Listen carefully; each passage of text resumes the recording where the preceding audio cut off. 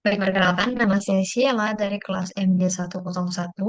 Kali ini saya akan membahas mengenai kebijakan penghapusan utang UMKM berdasarkan berita dari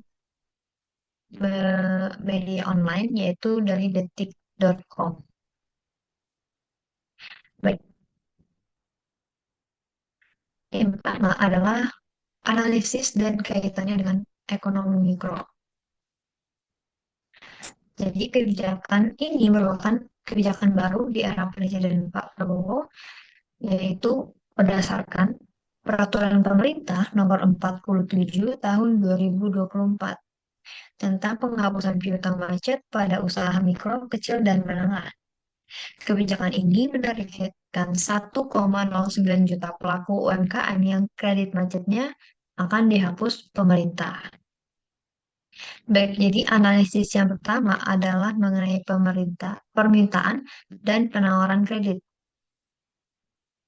Pelaku UMKM yang sebelumnya tidak layak melakukan kredit karena terhalang utang macet kini memiliki kesempatan. Permintaan pada sektor perbankan dipastikan akan mengalami peningkatan dan pihak bank harus menyesuaikan penawaran kreditnya untuk menghadapi peningkatan permintaan. Jadi dampaknya pada penawaran dan permintaan kredit terutama pada bidang perbankan ini adalah dipastikan akan terjadi peningkatan permintaan karena pelaku UMKM yang utang macetnya dihapus, mereka pasti akan mengambil kredit kembali. Dan pihak bank yang menawarkan kredit ini harus bisa mengakomodasi peningkatan permintaan ini. Kemudian yang kedua mengenai perilaku konsumen, potensi harga murah dan banyak pilihan barang atau jasa apabila UMKM semakin berkembang. UMKM yang pulih memungkinkan untuk meningkatkan kualitas dan menarik konsumen. Kemudian ada persaingan, meningkatnya persaingan akibat peningkatan jumlah UMKM. Hal ini bisa mendorong penurunan harga, inovasi, dan keuntungan bagi konsumen itu sendiri. Jadi, meningkatnya jumlah UMKM pasti akan meningkatkan persaingan di kondisi lingkungan pasar juga. Dan ini memungkinkan pelaku UMKM untuk melakukan inovasi, kemudian penurunan harga yang di mana penurunan harga ini itu merupakan keuntungan jangka panjang bagi konsumen. Kemudian ada dampaknya terhadap pelaku ekonomi, yaitu yang pertama ada produsen atau UMKM itu sendiri, mengurangi tekanan finansial, meningkatkan produksi dan inovasi. Perilaku tidak bertanggung jawab perlu diperhatikan dalam pengelolaan utang yang akan datang. Jadi dampak dari penghapusan ini tentu akan mengurangi tekanan finansial bagi UMKM yang sebelumnya terkena utang macet, kemudian meningkatkan produksi dan inovasi. Mereka yang tadinya memiliki utang macet, kemudian mengambil kredit lagi dan kembali berusaha lagi, meningkatkan produksi dan mereka akan berinovasi lagi. Nah, perilaku yang tidak bertanggung jawab ini dimaksudkan bagi pelaku UMKM. Kemudian ada konsumen, produk bervariasi, harga kompetitif, meningkatkan daya beli.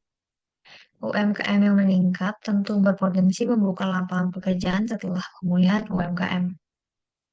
Jadi dampaknya bagi konsumen yang tadi produk bervariasi, harga kompetitif, meningkatkan daya beli. Meningkatkan daya beli ini bisa karena harga yang lebih murah atau harga yang kompetitif.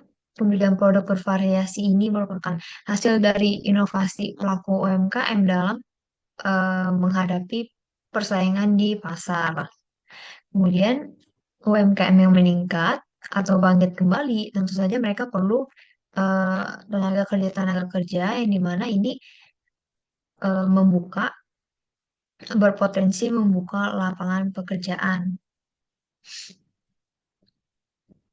Kemudian ada pemerintah. Dampaknya bagi pemerintah adalah berkurangnya pendapatan negara. Karena UMKM yang banyak, maka pendapatan negara tentu akan berkurang. Kemudian pemerintah mendukung pertumbuhan UMKM sebagai donatur ekonomi dan penyerapan tenaga kerja atau membuka lapangan pekerjaan. Berarti pemerintah bersyukur UMKM-nya kembali bangkit, yang dimana pemerintah terbantu.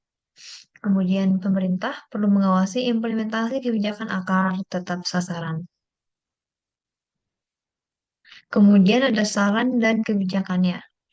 Sarannya eh, perlu atau pentingnya sistem pengawasan pada kebijakan ini agar tepat sasaran atau menghindari penyalahgunaan. Karena kebijakan ini masih baru ya, maka pengawasan itu sangat-sangat penting.